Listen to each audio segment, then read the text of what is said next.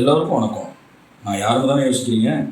கிட்டத்தட்ட 6 மாதத்துக்கு முன்னாடி அரசியல் பேசுகிறப்ப பார்த்துருப்பீங்க.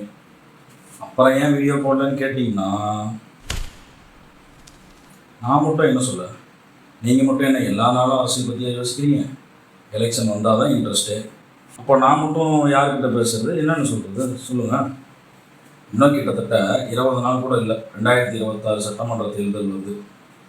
நம்ம தமிழ்நாட்டின் முக்கியமான நாள்னு கூட சொல்லலாம். நம்ம ஊரில் யார் போட்டி போடுறாங்க, என்ன நிலவரம்னு நீ தொடர்ந்து தெளிவாக பார்ப்போம். புரியுது. அது எதுக்குடா நமக்கு யோசிப்பீங்க. அன்றைக்கி சிஎஸ்கே மும்பை இந்தியன்ஸ் மேட்ச் இருக்குது. அதை விட்டுட்டு நீங்கள் ஒரு ஆளுங்க நாட்டாப்பாரு ஊராப்பாருன்னு சொன்னால் கேட்பீங்களா? எப்படி எலெக்ஷன் ஒன் சைடு மேட்ச் தான். நமக்கு ஐபிஎல்லும் சரி எலெக்ஷனும் சரி ஒரு என்டர்டெயின்மெண்ட் தான். நீ என்ன தான் நல்ல விஷயம் சொன்னாலும் இது யாருக்கு என்ன தேவை சொல்லு? போடுறது தான் படம், ஆடுறது தான் கேமு. பின்னாடி ஏமாற்றிட்டாங்க, காசு போச்சுன்னு கூட்டமே வருவாங்க. இதோ இனி வர கொஞ்ச நாளில் காசு அப்படின்னு கொடுத்தா நாங்கள் நடத்துகிறதான் நாடுன்னு சொன்னால் கூட நம்பிக்கை ஓட்டு போடுவோம். 75 வருஷமாக எம்ஜிஆர் காலத்துலேருந்து இப்போ வரைக்கும் எல்லாம் சொன்னாங்க. நாம் கேட்டோமா?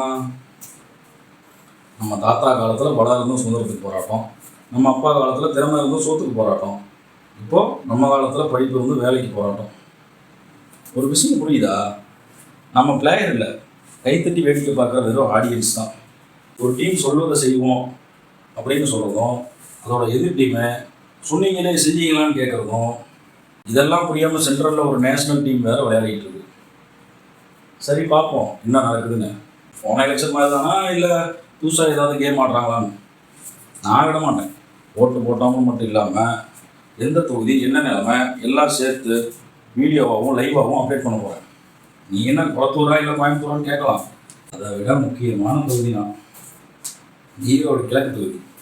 2 தடவை இடைத்தேர்தலில் பார்த்தோம். அடுத்த மேட்ச்சு என்ன நடக்குதுன்னு பார்ப்போம். ரிசல்ட் வந்ததும் நம்ம நினச்சவங்க ஜெயிக்க மாட்டாங்க, ஜெயிச்சாலும் சொன்னதை செய்ய மாட்டாங்க.